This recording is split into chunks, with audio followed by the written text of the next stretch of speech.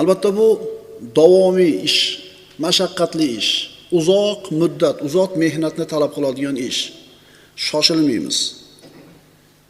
Bu darslar shunday darslarki, ko'pchiligimiz, deyarli hammamiz qilayotgan xatoni muolaja qiladigan, isloh qiladigan darslar. Farzandlar tarbiyasi haqidagi dars. Bugungi darsimiz islomda farzandlarning tarbiyasi qanchalik ahamiyatli, qanchalik muhim ish ekanligi haqida bo'ladi. Toki nimani eshityapmiz, nimani o'rganyapmiz, qadriga yetaylik. Namoz haqida deyarli birodarlar hammamiz ko'p narsani bilamiz. Farzi nechta, vojibi nechta, sunnati nechta. Tahoratda 4 ta farz bor degan jumlani har qabristonga borganda eshitamiz. G'usulga taalluqli bo'lgan ahkomlardan xabarimiz bor. Roza, zakot, haj shular qatorida. Ammo islomda farzand tarbiyasi deyilganda mana shu ilmdan qancha xabarimiz bor? Bismillahirrohmanirrohim. Hayotimizda ko'p farz, vojib amallarni ado qilamiz. Namoz, roza, zakot, haj, sadaqa, ota-onaga yaxshilik qilishlik. Va mana shu farzlar biz o'lishimiz bilan to'xtaydi. Bu amallar bizga savob bermaydi. O'ldik, o'chdik. Ammo mana shu farzlarning ichida bir muhim farz borki, farzandlar tarbiyasi degan farz. Qarang, farz qanaqa edi? Farz qanaqa amal edi? Shariat jazm ila shubhasiz va qat'iy dalil bilan talab qilgan ish. Nima degani bu? Qilasan deb shariat majbur aytgan, majbur qilasan va majbur qilasan degan so'zini dalili qat'iy, Qur'onning oyati bilan. Farzand tarbiyasi ham birodarlar farz bo'lgan amal. Bilamizmi shu farzni? Namoz o'qimasangiz gunoh tayin. Roza tutmasangiz gunoh tayin, jazosi ham tayin. Ammo farzi ayin bo'lgan farzandlar tarbiyasini qilmasangiz, bu farzni bajarmaganligingiz uchun jazo qanaqa ekanligini bilasizmi? Ammo bitta farz bor, farzandlar tarbiyasi degan farz bo'lgan, vojib bo'lgan amal. Bu farzni ado qilsak, birodarlar, o'lganimizdan keyin ham savob amallarimiz to'xtamaydi. Tanalarimiz omonat bo'lgan bu jasadlarimiz ruhimizdan ajrab haqiqiy dunyoga ruhimiz o'tib ketganidan keyin ham bizning vujudimiz tirik turadi. Farzandlarni hayotida, bolalarimizni hayoti bilan bizning hayotimiz ham davom etadi. O'ldi, o'chdi bo'lmaydi.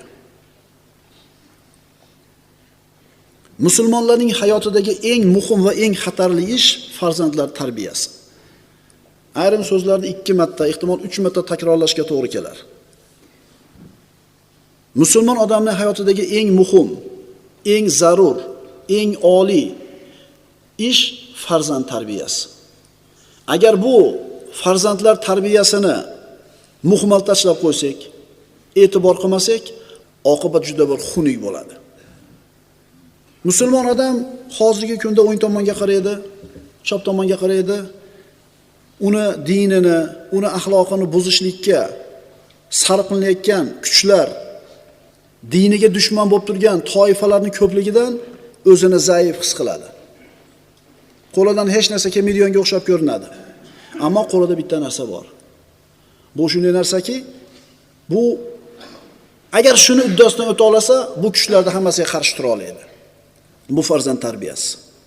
Agar odam o'ldi, o'chdi bo'lib ketishni xohlamasa, farzandini tarbiya qilsin. Endi kimdir aytishi mumkin. Bu to'g'ri, shu yaxshi narsa qilish kerak, ammo to'siq juda ham ko'p. Muhit chatoq, atrof muhit aynigan, odamlar dindan uzoq bo'lib ketgan, tushunchalarni g'arbdan, sharqdan olib, boring, o'zingizga nasihat qiling deydi, biror gapirsangiz. Tushunchani qayerdan oldi shuni? Qayerdan oldi shu tushunchani? Boring, bolangizga nasihat qiling deydi. Spokojniy turadi, yana uverenniy turadi hali bola. Bolangizga nasihat qiling, boring deydi. Sizlar davringlarda shunaqamidi? Otalar, unaqa emas edi. Nimaga? Tushunchalarda har yoqda olmas edik. Ota-onalarimizdan olar edik, opa-odalar, katta bo'larimizdan olar edik. Kattalar gap qaytarib bo'lmaydi, yomon bo'ladi. Shu tushuncha bilan qarang, dinni zo'r bilmasa ham yomon bo'ladigan gap bilan zo'r narsalarni o'rgatgan. Hozirgilarchi? Ha, qiyin zamon. Lekin nima qilamiz? Shu davrga to'g'ri keldi hayotimiz. Payg'ambarimiz sollallohu alayhi vasallam aytadilar: "Ya'ti alan-nasi zamanun as-sabiru fihim ala dinihi kal-qabidi ala jamr." Rasululloh aytadilar: insonlar ustiga shunday zamonlar keladiki, ularning orasidagi o'z dinida sobir bo'lgan kishining misoli xuddi cho'g'ni ushlab turgan odamga o'xshaydi. Shunday zamonlar keladi, kelajakda musulmon odam sunnatga amal qilsa, dinini ushlab, mahkam yashayman desa, dinini mahkam ushlagan holda bu odam cho'g' ushlab turgan odamga o'xshaydi. Siz diningizda turib, miyasi aynigan odam bo'lib qolasiz. Miyasi ayniganlar esa sog'lom aql egalari bo'lib qoladi. Insonlarning boshiga shunday zamonlar keladi, dinini mahkam ushlagan kishi xuddi cho'g'ni ushlab turgan kishidek bo'lib qoladi. Qizingizga ayting, sal orqa voratini yopib yursin desa, sen ishing bo'lmasin deydi. Yoshda endi o'ynasin deydi. Kechasi visir-visir harqada yursa, sizga nima o'qilaydi deydi. Qiling ishingiz nima siz? Qarang, munkarni ko'rib turib o'zgartiray desangiz, siz aqli joyida emas degan odamga bo'lib qaralasiz. Shunday zamonlarda yashamayapmizmi?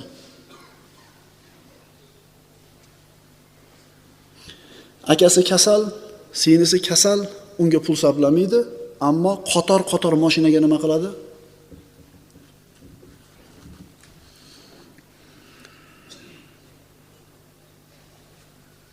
Shu g'arbdan kelayotgan o'lchovlarda qabul qilmasdan bu noto'g'ri desangiz, sen jinni ekansan, sen orqada qolib ketgan qoloq odam ekansan deydi. Inson o'zini qachon baxtli, saodatli hisoblaydi? Qachoniki farzandingiz siz xohlagandek inson bo'lib yetishsa. O'g'lingizdir, qizingizdir, siz xohlagandek inson bo'lib yetishdi. Ko'zingizni quvonchiga aylandi. Mana shu odam haqiqiy baxtli inson bo'ladi. Ammo agar otalarini dilini og'ritib, ko'chadagi qing'ir-qing'ir ulfatlarni do'st tutib, shularni o'ziga kumir qilib, ota-onaga baqirayotgan bo'lsa, ota-ona undan norozi bo'layotgan bo'lsa, bu bolalar oq bo'ladi. Oq bo'lgan bola hech qachon 1-2 bo'lmaydi. Yaxshilab bilib olinglar ukalar. Sizlar ko'rayotgan kinolarda ota-onasi kelsa, ota-onasini shunday g'ash oladi, malol oladi, deydi. Otam keldi, onam keldi, yugurib borishlariga g'ash keladi. Shu tushunchalarni olib qolmanglar. Chunki sizlarning vujudlarda sababi mana shu otanglar. Sizlarning oq bo'lishinglar yoki dunyoda bir saodatli bo'lishinglar ularning roziligi orqali bo'ladi.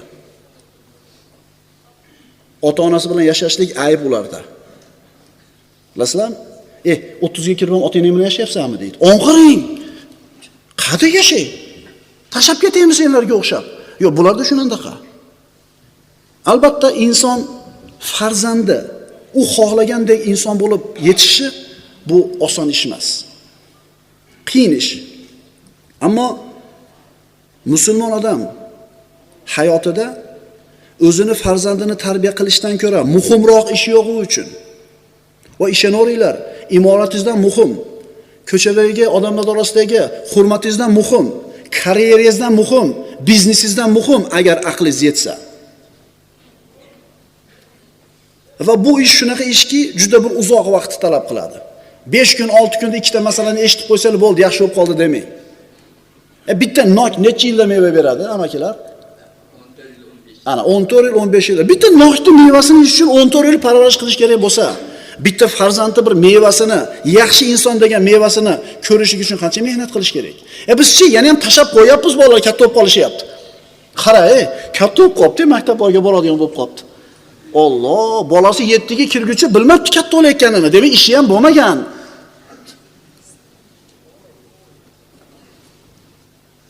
Qarang, umrda bu nima xulosa oladi desangiz, umr o'tayotganini qara deb qo'yadi. Olgan xulosasi shu.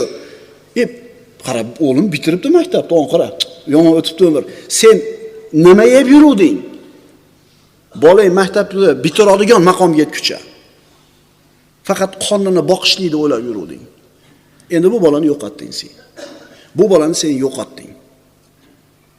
Chunki kichkinaligida rioya qilganingda, tashab qo'ymaganingda, tijoratingni deb turib, safaringni deb turib yurib, bolang uxlayotganda ketib, uxlayotganda kelmaganingda, hayotingni bir shirin vaqtini ajratgan paytingda, farzandingga haqiqiy do'st, maslahatgo'y, ulfat bo'lganingda, sen aytgandaqa bola bo'lar edi. Farzandlar kishining davomi, uning qalbining mevasi, vujudining davomchilari. Fahmda, kamolda, jamiyatdagi tutgan o'rnida, tijoratida, ilm darajasida katta yutuqqa, katta bir natijaga erishgan odamlar bor. Boy badavlat, olim, akademik yoki qandaydir mansabi katta, ammo bu odamlar farzandlarini yo'qotib qo'yganligi sababli, farzandlari bu otalari xohlagandek inson bo'lmaganligi sababli baxtsizlikni his qiladi. Farzand yoshlik chog'ida ota-onasidan nimaga muhtoj bo'ladi? Juda ko'p vaqt ajratishga, juda bir katta kuch sarflashlikka, nasihatga, ko'rsatmaga, ko'p kuch sarflashlikka muhtoj bo'ladi. 24 soat bor bir sutkasiga. Bir haftasiga 168 soat bor. Mana shu 168 soatni ichida necha soat farzandlaringizga xos ajratib o'tirdingiz mashhadda? O'zingizga savol bering-da.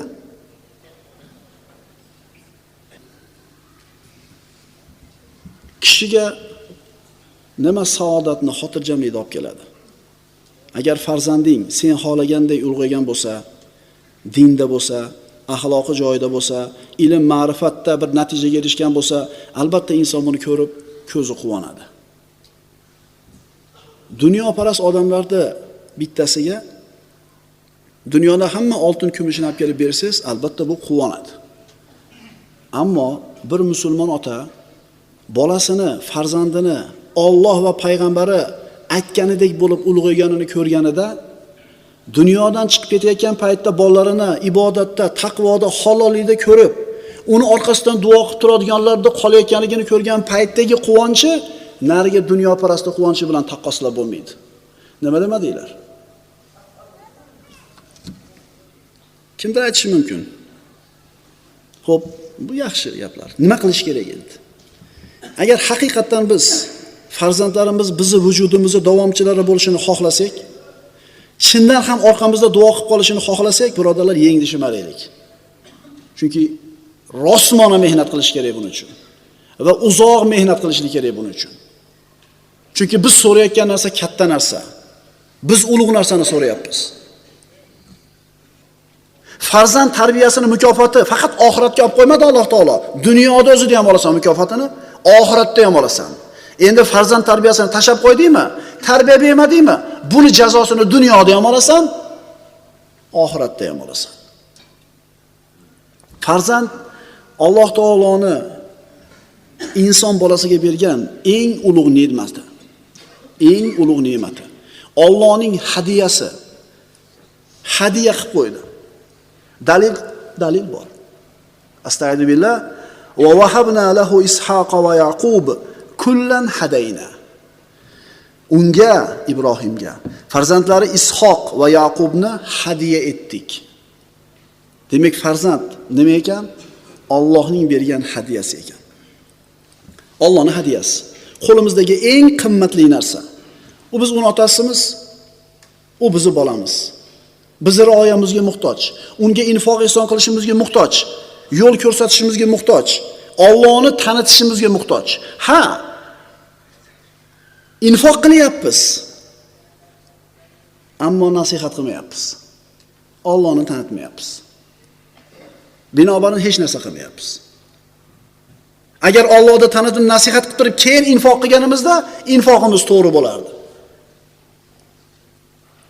Faqat ko'chadagi ishini o'ylagan, faqat biznesini o'ylagan, faqat ko'chadagi o'zini bir hurmat e'tiborini o'ylab tinmay ko'chada yurgan ota bolalaridan beparvo bo'lishi aniq. Vaqt o'tadi, hayotidagi juda katta xatoga yo'l qo'yganini keyin biladi. Bolasini yo'qotib qo'ydi u. Bolani yo'qotib qo'ydi. Bola bir vodiyda, ota bir vodiyda. Otani g'amlari, fikrlari, tushunchalari bir tomonda, bolaniki umuman boshqa tomonda. Nimaga? Chunki dunyo qarashi shakllanadigan paytda sen bozorda yurgansan, guzarda yurgansan, safarda yurgansan, tarbiyasiga qaramagansan. Agar bolalaringni tarbiyasidan oshsa, birodar, safarga chiq. Vaqting. Agar bolalarni tarbiyasidan vaqting oshsa, tijoratga bor. Chunki bu rizq Alloh taolo senga kafillab qo'ygan narsa. Albatta bu mavzu, birodarlar, juda ham uzoq vaqtni talab qiladi. Mana sizlarga aytdim, yana takrorlayman. Har juma qoldirmay kelinglar. Chunki bu juma ikkita narsani o'rganib ketdik, misol. Borib bir hafta ichida shuni yo'q qiling uyda, tugatish ikkita muammo. Keyingi dars yana ikkita narsani olib ketasiz. Toki mana shu darslar tugashlik asnosida oiladagi o'zgarishlarni ko'raylik.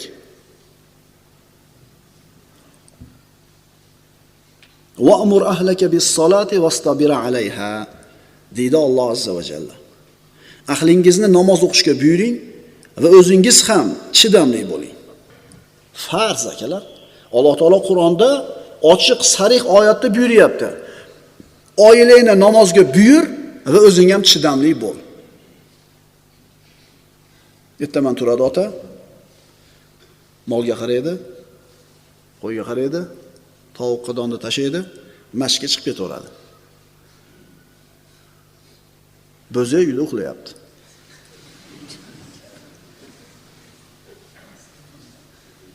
Narigilarda foydasi naqda.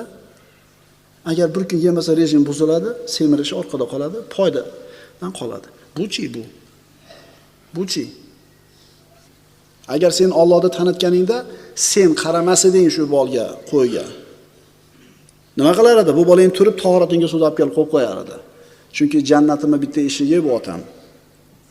Ertaman turib qaraganda suv sovuq suv istamasin, ertaman qiylanmasin deb turib eshikda turar edi. Agar shuni tarbiya qilganingda. Qo'y, bo'pti, uxlaversin. Qo'y. Ahlingizni namoz o'qishga buyuring va o'zingiz ham chidamli bo'ling. Bunga buyurilgan.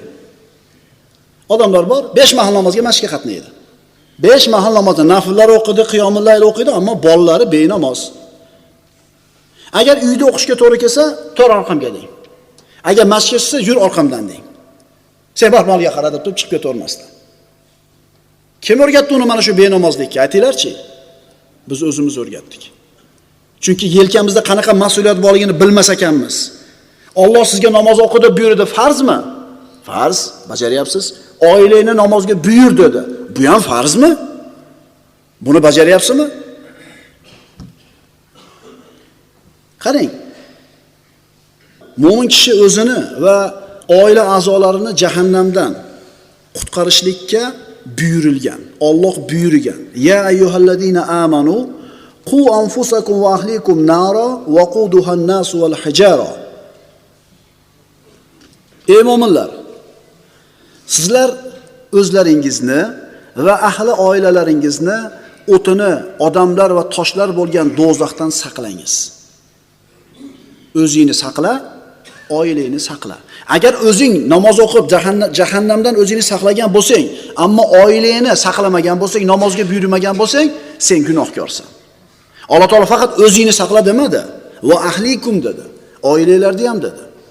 Bugundan boshlab borib birinchi sizlarga dars, namoz o'qimayotgan bolalarni, qizlarimizni aytaylik, "Ey, men o'zim o'qiganim bilan agar senlar o'qimasang men gunohkor bo'laman ekan. Bugundan boshlab namozni qoldirma" deylar. Birinchi oladigan uy vazifamiz shu bo'lsin.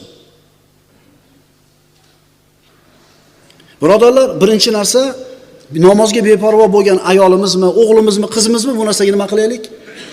Ta'qib qilaylik ularni. Har bitta inson qiyomat kunida o'zi uchun javob beradi, farzandi uchun javob beradi. Farzandlar tarbiyasi qanchalar muhim narsa ekanligini siz bilan bizga mana oyatlar dalilni ko'rsatdi. Mana endi payg'ambarimizdan dalil. Qala Nabiy sallallohu alayhi va sallam: "Kullukum ra'in va kullukum mas'ulun an ra'iyatihi. Var-rajulu ra'in fi ahlihi va huwa mas'ulun an ra'iyatihi." Sizlarning har biringiz boshliqsiz. Har biringiz o'z ra'iyat haqida mas'ulsiz. Erkak kishi o'zini uyida boshliq va ular haqida qiyomatda mas'ul bo'ladi. ularga buyurmaganligi uchun, ular qilmaganligi uchun siz gunohkor bo'lasiz. Asarlarda keltiriladi, bir farzand jahannamga kiradigan bo'ldi. Alloh taolo uni jahannamga olib kelinglar deb hukm qildi. Hali farzand dod deb turib oldi. Men kirmayman dedi. Otam kirmaguncha kirmayman dedi. Chunki meni mana shu ahvolga tushishimga otam sabab bo'lgan. Avval otam kirsin, keyin men kiraman dedi. Benamoz edi, namoz o'qi demagan. Gunoh ma'siyat qilgan, qaytarmagan. Yoshligidan ta'lim-tarbiya bermagan. Bolasini shunday bo'lishligiga, ablah bo'lishiga kim sabab bo'lgan? Ota sabab bo'lgan. Akalar, bu so'zni-chi eshitib qo'yish oson. Lekin bir fikr qilib ko'ring-da. Yo'qmi bolalaringiz ichida sizni jahannamga tortib qo'yadigani? Agar bo'lsa, Alloh saqlasin, isloh qilsin. Kim buni shunaqa qilib qo'ydi? Zamon yomon bo'lib ketdi. O'zi hozir yoshlar. O'sha zamon. Ota-onalar beparvo bo'lganligi uchun shunaqa bo'lib qoldi. Maktab tarbiya qilsin deb qo'yadi. Sen o'zing bolang, seni jannat jahannamini belgilaydigan bolang, seni tarbiyasi bilan qiziqmaysan, u maktabdagilar qaysi biriga ulgusin? Agar bolalar ulg'aysa, siz ko'chada yuraversiz, bolalar uxlaganda ko'chaga chiqib ketasiz sahar, bolalar uxlaganda kelasiz, bolalarni tanimay ham qolasiz kerak bo'lsa. Dadam kelyaptimi uyga o'zi deb so'raydi enasidan. Katta bo'lgandan keyin nima bo'ladi? Yo'qotib qo'yadi bolasini. Shuning uchun farzandi bor akalarimiz, yangi turmush qurib, farzand ko'rish arafasida turgan ukalarimiz, yuragimizni tag-tagidan aytadigan so'zimiz, farzandlarni tarbiyasi uchun vaqt ajrataylik. 15 minutmi, 20 minutmi shu ovqatdan keyin hech bo'lmasa dasturxon ustida o'tirib bir 10 minut bir nasihat qilib qo'yaylik. Chunki bu yelkamizdagi farz. O'zi ko'chada nima deb yuribsizlar? Shu bolalarni deb yuribsizlarmi? Qornini, jussasini, kiyimini, ustini to'g'rilab berib turib, qalbini vayron qilib qo'yamizmi? Qanday bunga ko'namiz o'zimiz? Li an yu'addiba ar-rajulu waladahu khayrun an yatasaddaqa bi sa'in. Payg'ambarimiz aytadilar, bir so'ni, ya'ni bir so' xurmoni sadaqa qilgandan ko'ra, kishi o'zining bolasini odobli qilgani yaxshi. Pul topib pul bilan sadaqa qilganing ham yaxshi, ammo bolangga odobni ta'lim bersang, mana shu narsa boyaga mehnat qilib pul topgan, sarflagan pulingdan ko'ra afzalroq bo'ladi. O'z ahlini namozga buyurgan kishining rizqini Alloh azza va jalla o'zini zimmasiga olgan. Qaytaramiz. O'zini oilasini namozga buyurgan kishining rizqini Alloh azza va jalla o'zining zimmasiga olgan. Biz payg'ambarimizning sunnatini o'rganishlikka va u zot olib kelgan narsani qabul qilishlikka buyurilganmiz. Astagfirullah. Va ma ataakumur rasulu fahuzuhu va ma nahakum anhu fantahu. Payg'ambar deydi Alloh taolo, o'zi sizlarga ato etgan narsani olinglar, u zot sizlarni qaytargan narsadan qaytinglar. Qarang, agar biz oilaviy hayotimizda Alloh azza va jallani aytganini qilib, payg'ambarimizning sunnatiga ergashsak, nima bor bizga? Alloh taolo aytayapti: "Va'mur ahlaka bis-solati wastabir 'alayha, la nas'aluka rizqa, nahnu narzuquka wal 'aqibatu lit-taqwa." Mana bu yergi oyatning davomi. Ahlingizni namoz o'qishga buyuring va o'zingiz ham chidamli bo'ling. Biz sizdan rizq so'ramasmiz, o'zimiz sizga rizq berurmiz. Namoz o'qi, oilangni buyur, sabrli bo'l. Men sendan rizq so'ramayman banda, men beraman rizqni deyapti.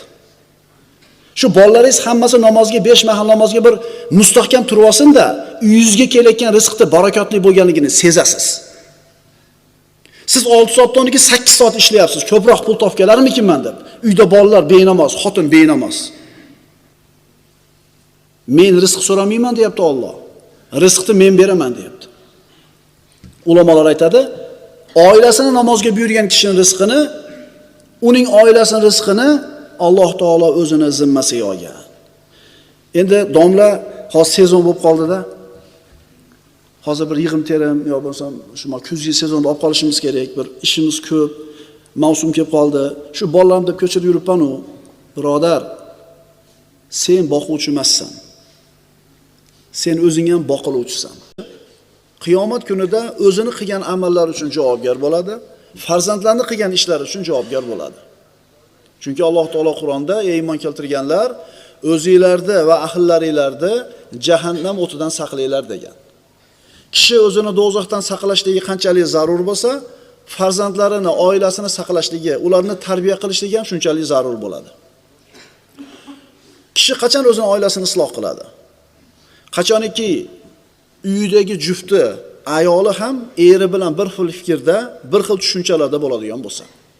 Agar er xotinning fikri bir, tushunchalari bir, maqsadlari bir bo'lsa, bu oila saodatli bo'ladi. Ayol o'zi farzandlarni ayollar tarbiyalaymiz. Xohlaysizlarmi, xohlamaysizlarmi? Eriga rafiqa bo'lgan ayol. Rafiqa deganda nimani tushunamiz? Erini itoatida, erini shokalasida, namozxon, ro'zador, Robbisini yaxshi ko'radi, Allohning hukmida qoyim, uy ishlarini rioya qiladi, farzandlarning tarbiyasi bilan mashg'ul bo'lgan ayol. Bunday ayol faqat xotin emas, birodarlar. Erkak kishining haqiqiy hayotdagi sherigi bo'ladi. Bu eri fikri hayoli bir vodiyda, xotininiki boshqa bir vodiyda bo'ladigan bo'lsa, bu xonadonda qanaqa turmush bo'lishigini bir tasavvur qilib ko'rsa bo'ladi. Ko'chada yurib, o'zini o'tdan cho'qqa urib, tof kelgan narsasini bir kunda shunday sarflab qo'yib, nima qilay endi? Qilish kerak ekanda. Hamma qilyapti. Nima boshqalardan qolamizmi deydigan xotin emas. Erini holiga yetadigan ayol. Agar ayol kishi birodarlar yuksalsa iymonida, eri bilan dunyo qarashi, iymoni, fikri, idroki tenglashadigan bo'lsa, maqsadi bir bo'ladigan bo'lsa, bu oila albatta saodatli oila bo'ladi. Hozirgi kunda birodarlar, hozirgi dunyoda til bilan aytganda, xotin faqat uydagi xizmatkor emas. Haqiqiy erini hayotdagi sherigi bo'lishligi kerak. Uch bir ovqat qil, eshik tozala, iymondan bexabar, dindan bexabar, o'y fikri dunyo. Bunaqa ayoldan er zerikadi. Bunaqa ayoldan er zerikadi. Er ham, ayol ham bir-biridan zerikadi. Bunaqa xonadon hech qachon saodatli bo'lmaydi. Shuning uchun birodarlar, farzandlarning tarbiyasidan avval ayollarning tarbiyasiga e'tibor qaratishlik kerak bo'ladi. Er xotinni o'rtasida qachon isloh bo'ladi? Qachon ular o'rtasida intifoqchilik, bir-birini tushunishlik bo'ladi? Qachon? Shu 4 tomoni tekis, mikrovalnovkasi bo'lsa, hammom alohida bo'lsa, darvozaxonasi kafil bo'lsa, yana qanaqa? Shumi? Er xotinning o'rtasida qachon ulfatlik paydo bo'ladi? Qachon ular o'rtasida bir unus paydo bo'ladi? Allohni tanisa. Ishonavering, agar er xotin Allohni bir xil taniydigan bo'lsa, bu xonadonda albatta saodat bo'ladi. Endi dunyoviy farovonlik bo'lgan uyda saodat bo'ladi. Hamma yo'g'i tekis bo'lgan oilani, bolalarining tarbiyasi yaxshi bo'ladi deyilsa, bu noto'g'ri bo'ladi. Noto'g'ri bo'ladi. Chunki dunyo matohi birodarlar. Senga doim xursandchilik berib turadigan narsa emas. Boshqacha qilib aytamiz, senga doim xursandchilikni berib turadigan moddiy narsani o'zi yo'q. Masalan, mikrovalnovka berasiz, xursand bo'ladi, 5 kundan keyin oddiy holat. Kirib yuvadigan mashina olib berasan qimmatrog'idan. Xursand bo'ladi, bir hafta, keyin unga ham ko'nikib qoladi. Ha, uy olib berasan. Uy olib berasan varanglagan. Teringga sig'maysan, ayoling ham xursand. 1 yildan keyin nima bo'ladi? Boboyida yo'q qoladi. Mashina sotib olasan, bir hafta uxlamaysan, quvonching cheki yo'q. Bir haftadan keyin nima bo'ladi? Nima demoqchimiz? Sizga doim xursandchilik berib turadigan dunyo matosi yo'q. Hamma narsadan odam zerikadi. Demak, dunyo matohi bilan xursand bo'lishlik bu vaqtincha narsa. Ammo oiladagi saodatni davomiy qiladigan narsa Allohni tanish, Allohdan qo'rqish. Ayolingizga qarab, qachon quvonasiz? Robbingiz hukmida qoyima ekanligini ko'rganda quvonasiz. Avratlarni yopib yurganda uni ko'rib quvonasiz. Qizlaringiz onasini ko'rib, mana shunday bir mo'mina bo'lib katta bo'lishligi kerak ekan degan tushunchada qizlaringiz katta bo'layotganini ko'rganingizda quvonasiz. Allohdan qo'rqayotganligini ko'rib doim quvonasiz. Yoshligida ham, qariganida ham. Ammo agar kelinda faqat tashqi ko'rinishiga qarab quvonayotgan bo'lsangiz, kuyov bola. Yangiligida kelin yirqiraydi, yiltiraydi. Kiyimlari yangi, qaddi qomatlari tekis, o'zi yosh. Agar faqat tashqi ko'rinishiga qarab turib, tashqi ko'rinishiga qarab quvonadigan bo'lsangiz, bu ham nima? Bu ham vaqtinchalik narsa. Demak, birodarlar, xonadonimizda qachon saodat bo'ladi? Qachon ayolimizga ko'zimiz tushganda quvonamiz? Qachonki ayollarimiz Allohni tanisa. Allohni tanisa.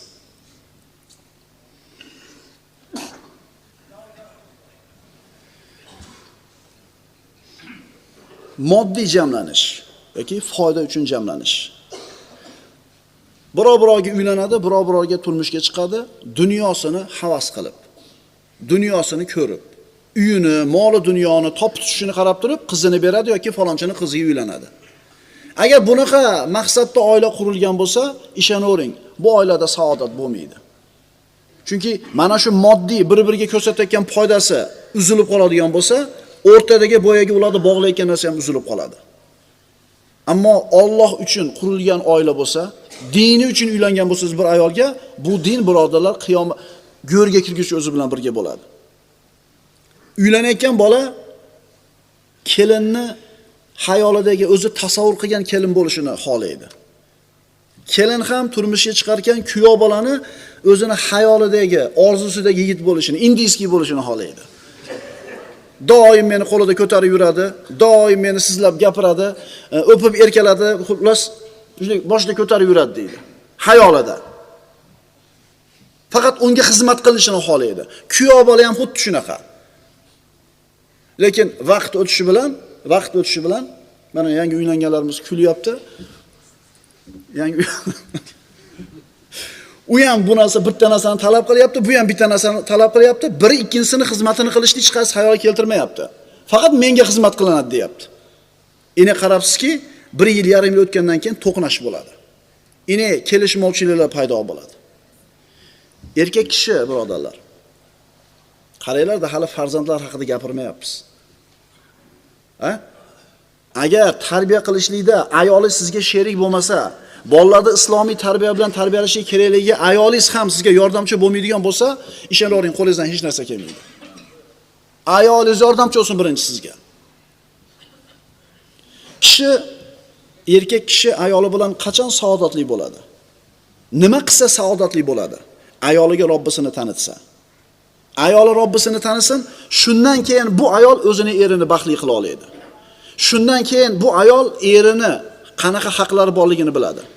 Shundan keyin ayol Allohni tanigandan keyin erimni xizmatini qilsam, bu ibodat ekan. Erimni rozi qilsam, Allohning roziligiga yaqinlashaman ekan deydi, shunda erini xizmatida qoyim bo'ladi. Erkak kishi ham ayolini Allohni taniganidan keyin yelkasidagi omonat ekanligini tushunsa, unga qilgan muomalasiga qiyomatda javob berishini o'ylasa, ayolini xizmatida bo'ladi. Er Allohdan qo'rqib ayolning xizmatida, ayol Allohdan qo'rqib erning xizmatida. Faqat shunda xonadon saodatli bo'ladi. Nima demadinglar? Islomiy jamiyatda birodarlar, odamlarda erkak bilan ayolning o'rtasidagi aloqani iymon bog'laydi. Allohdan qo'rqish asosi ustiga quriladi. Endi dunyoparast odamlarda moddan ustiga quriladi. Masalan, brashni kontrakt deb qo'yadi, mana bilasizlar, g'arbda eshitgansizlar. Turmushga chiqadi, kontrakt tuzadi. Mabodo ajrashsak, menga moncha, senga moncha. O'shuning uchun iloji boricha boyroq odamga turmushga chiqishga harakat qiladi bu g'arbli ayollar, qari bo'lsa ham, xunuk bo'lsa ham, lekin nimasi bo'lsin? Qarang, u turmushga chiqqandagi niyati buzuq o'zi. Unga turmushga chiqadi, 1 yil, 2 yil yashaydi-da, ozgina sabab bo'lib qolsa ajrashadi. Chunki maqsad nima edi ulardan? Maqsad undan yulib olishlik edi.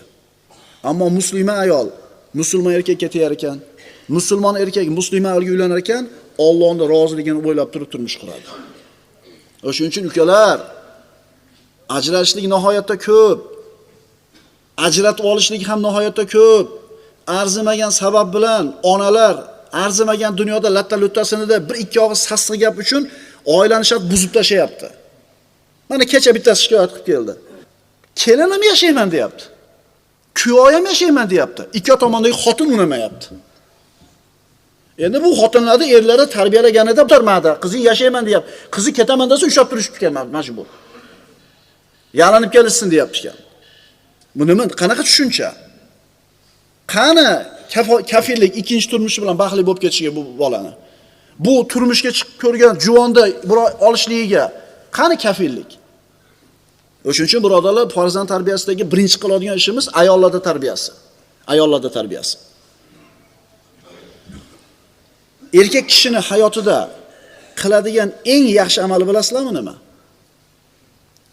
Pul topib, chek olib, o'g'illariga imorat solib, uylab joylab, to'r yog'ini taqilib ketishi. Bu bizning tushuncha shunaqa. Va mana shu narsani yo'lida umr sarf bo'lib ketyapti. Ikkita o'g'li bordi, uylab bittasini eshik qilib chiqardi. Bo'ldi, endi bemalol ibodat yo'q. Yana pul topish kerak. Shehlar nima bo'lib ketyapti? O'g'lim ikkita o'g'li bor. Kichigida 3 ta bor. Birodarlar, musulmon odam rizq Allohdan deb iymon keltirgan bo'ladi. Siz o'lib ketsangiz hamchi, bolangiz o'sha rizqini, chekini topib tirishligini qilib ketaveradi. Erkak kishini hayotida qiladigan eng yaxshi amali bu farzandlariga odob berishi. Agar islom bilan tarbiya qilingan yigit, islom bilan tarbiya qilingan ayol bo'lsa, otasi ta'lim bergan bo'lsa, ayoli kasal bo'lib qolsa, bunaqa tarbiya ko'rgan yigit ayolini tashlab boshqa ayolga uylanmaydi. 10 yil, 20 yil xizmatingizni qildi, bir kasal bo'lib qoldi, xizmatingiz yaramay qoldi. Ablah bo'lish kerak. Shat uni qo'yib yuborib turib boshqasini olib ketishlikka. Nima demadinglar? Yoki ayol 20 yil, 30 yil eri bilan yashadi, eri bemor bo'lib qoldi, kasal bo'lib qoldi yoki pul topishga yaramay qoldi, kambag'al bo'lib qoldi. Tasavvur qila olasizlarmi? Shat erini tashlab ketib qolishligini. Musulmonlarda tushunchasida bu narsa umuman aqlga sig'maydi. Chunki Allohdan qo'rqadi musulmon odam. Xulosa, er ayolining xizmatini qilish va mana shunga sabr qilish bilan Allohga yaqinlashadi. Ayol ham erining xizmatini qilish va unga sabr qilish bilan Allohga yaqinlashadi. Agar shu qoida ishlasa oilada, bu oila albatta saodatli bo'ladi. Nima uchun aytdi bu gapni? Payg'ambarimiz aytdilar: "Allimu auladakum va ahlikumul khayr va addibuhum." Farzandlaringiz va oilalaringizga yaxshilikni o'rgating va ularga odob bering. Payg'ambarimiz sollallohu alayhi vasallam aytadilar, Imom Tabaroniy rivoyatlarida: "Addibu auladakum ala thalathi hisolin." Farzandlaringizga 3 ta xislatni o'rgatinglar. Hubbi nabiyikum va hubbi ali baytihi va tilovatil Qur'on. Nabiyingizni yaxshi ko'rishga, uni oilasini yaxshi ko'rishga va Qur'on tilovatiga. Bolalaringizga 3 ta narsani o'rgatinglar. Payg'ambarini yaxshi ko'rsin, payg'ambarning oilasini yaxshi ko'rsin va Qur'on tilovatini o'rgatinglar. Endi faraz qiling, shat bordingizda bugun, bolam, payg'ambarimizni yaxshi ko'r bugundan boshlab. Payg'ambarimiz oilasini bugun yaxshi ko'rmasang bo'lmaydi. Kel, yaxshi ko'r. Desiz, bu kulgili holat bo'ladi. Ha siz payg'ambarimiz sollallohu alayhi vasallamni tanitmagan bo'lsangiz, oilasini tanitmagan bo'lsangiz, qayoqdan yaxshi ko'rsin? Odam nimani yaxshi ko'radi? O'zi tanigan, bilganda yaxshi ko'radi. Shuning uchun unaqa payg'ambarning oilasini yaxshi ko'r deb shab dabdurustdan buyurishdi o'rniga payg'ambarimizning hayotini aytib bering. Xulq atvori, rahmat haqida hikoya qilib bering. Payg'ambarimiz yosh bolalar bilan qanaqa bir holatda muomala qilganligini aytib bering. Masalan, payg'ambarimiz sollallohu alayhi vasallam bir majlisda o'tirganida o'ng tomonida Abdulloh ibn Abbos yosh bola bo'ladi. Chap tomonida Abu Bakr Siddiq o'tiradi. Payg'ambarimizga bir ichimlik olib kelishadi. Rasululloh ichadilarda sunnatga muvofiq o'ng tomonga uzatish kerak. Shu kichkina bola Ibn Abbos o'tiribdi.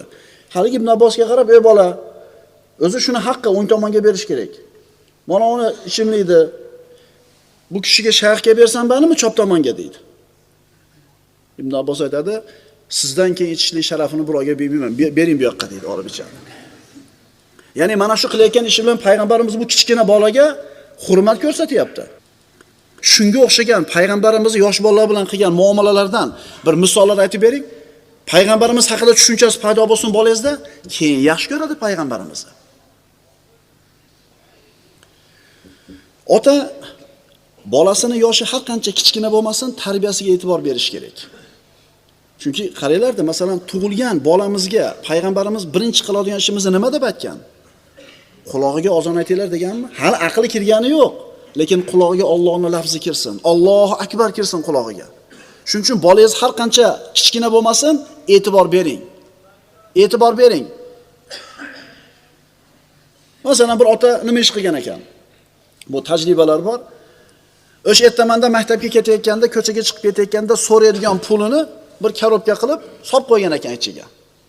Yoniga daftar bilan qalam qo'yib qo'ygan. Bolam, olavering.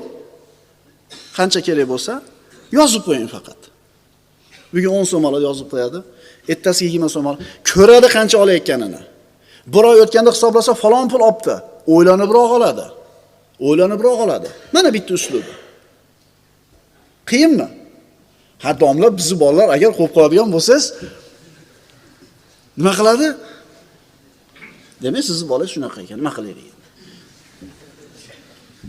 Shuning uchun bolamiz har qancha kichkina bo'lmasin, birodarlar, so'ziga quloq tutish kerak. Xuddi katta odam bilan muomala qilgandek muomala qilish kerak. Mana payg'ambarimizni ko'rdinglar nima dedi? Abu Bakrdek odam o'tirsa, so'rayapti, beraveraymi deb. Shuning uchun farzandini o'qishi bilan qiziqish kerak. Nimalarni g'amida yuribdi, kimlar bilan do'st bo'lyapti? Bolamiz bilan o'zimiz o'rtamizda parda qilib olmaylik.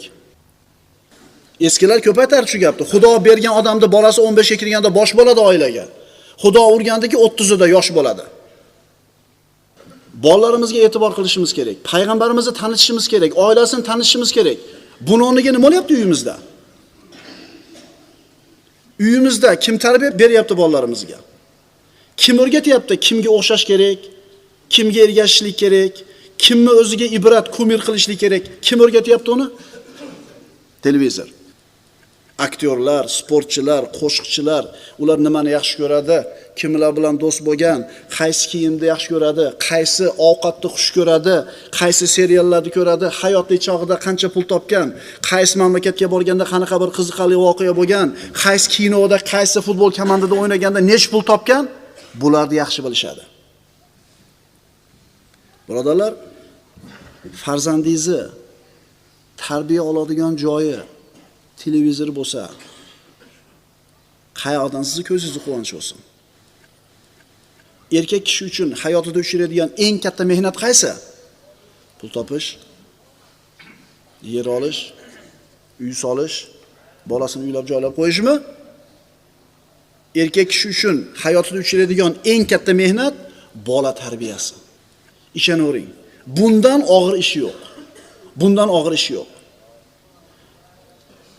Bir kishi o'zini do'stiga shikoyat qiladi. Nimadan? Bolasini noqobilligidan. Nimaga shunaqa bo'ldi bilasanmi? Sen ekibla tashab qo'ygan eding. U daraxtni putamagan eding. Vaqtida dorisini bermagan eding. Vaqtida suv qo'y, vaqtida bir parvarish qilmagan eding. Xohlaganda o'sib qoldi bu daraxt. Kimda ayb?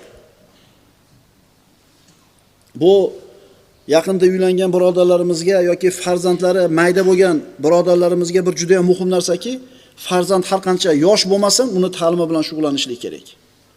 Payg'ambarimiz sollallohu alayhi vasallam aytdilar, farzandlaringizga 3 ta xislatni o'rgatinglar. Payg'ambaringizni yaxshi ko'rishni o'rgatinglar. Payg'ambarning oilasini yaxshi ko'rishni o'rgatinglar va nimani? Qur'on tilovatini. Yoshroq odamlar bilan o'tirib qolsangiz yoki quloq solsangiz so'ziga gapi faqat futbol haqida. Ya rahmat, yana ham artistlar haqida gapirmayapti bizkilar. To'lki futbol. Sen o'zingga bir ibrat kumir deyotgan sportchi yahudiymidi, nasroniymidi farqi bo'lmayapti odamlarga.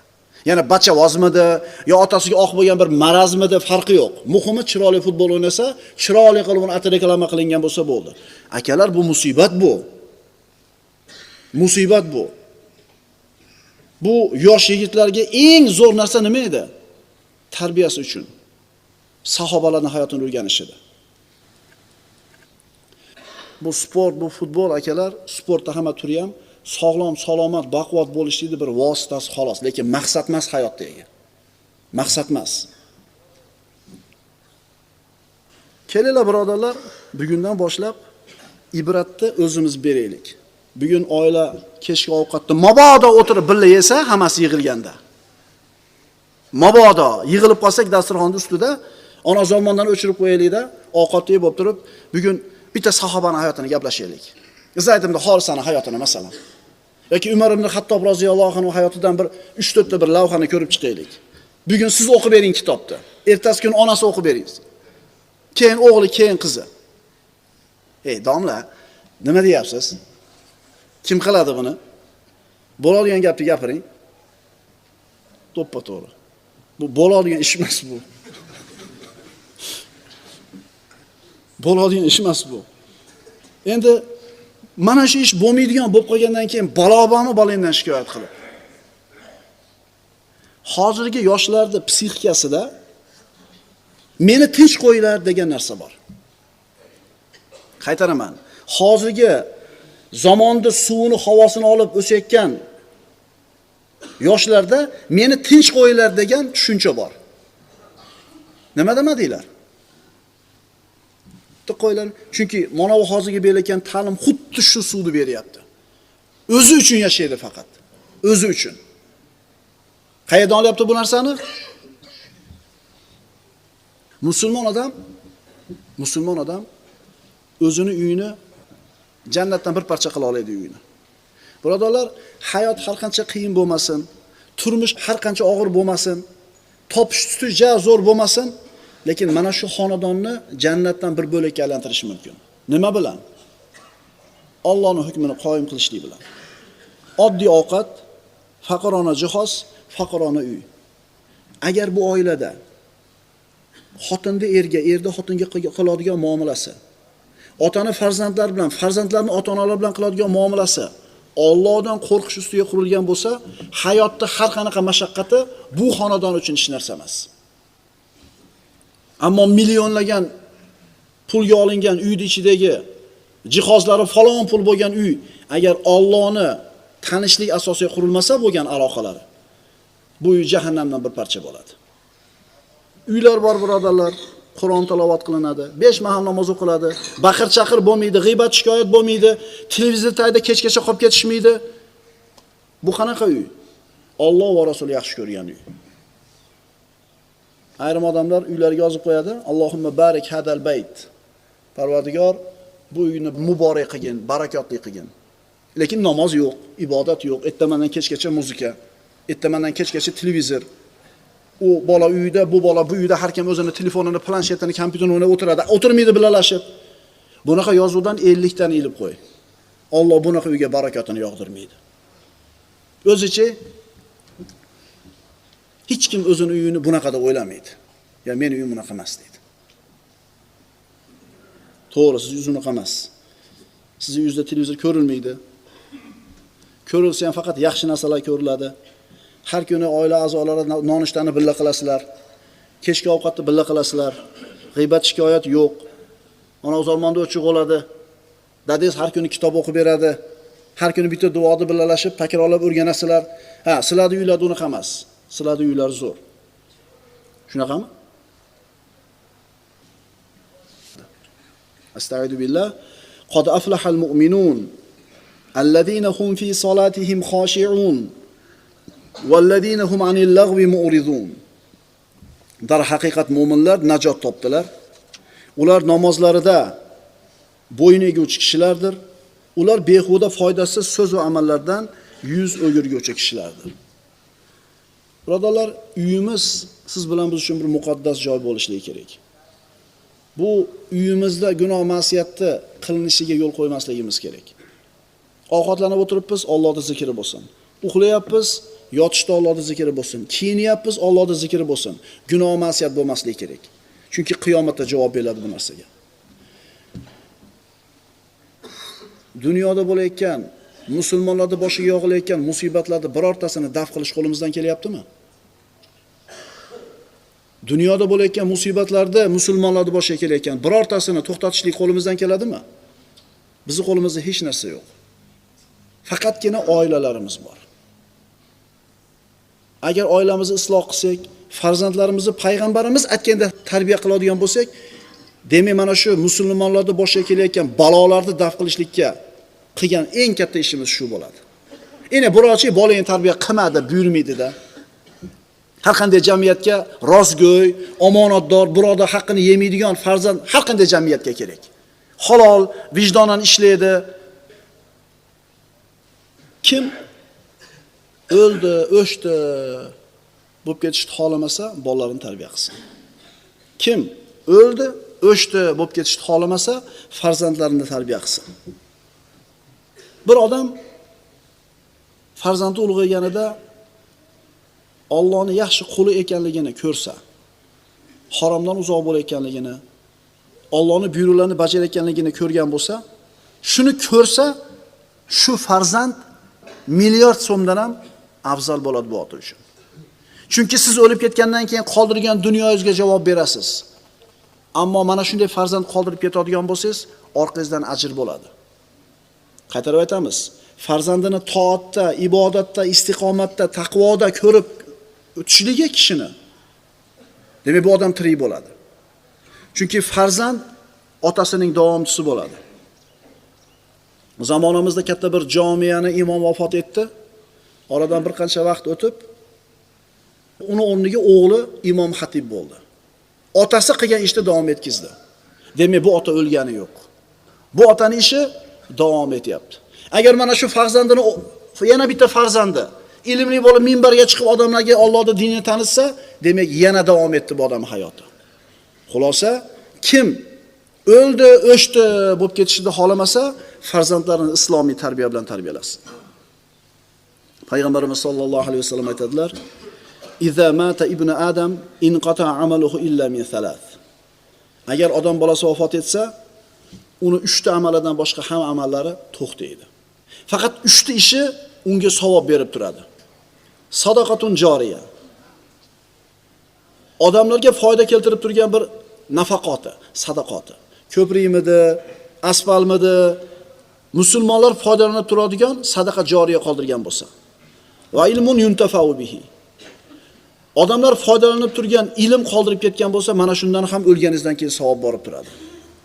Va valadin solihin yad'ula. Uchinchisi, uni haqqiga duo qilib turadigan solih farzand. Endi ilm hammamizda ham bor emas. To'g'rimi? Hammamizga ham Alloh bermadi ilmni yoki o'zimiz o'qimadik.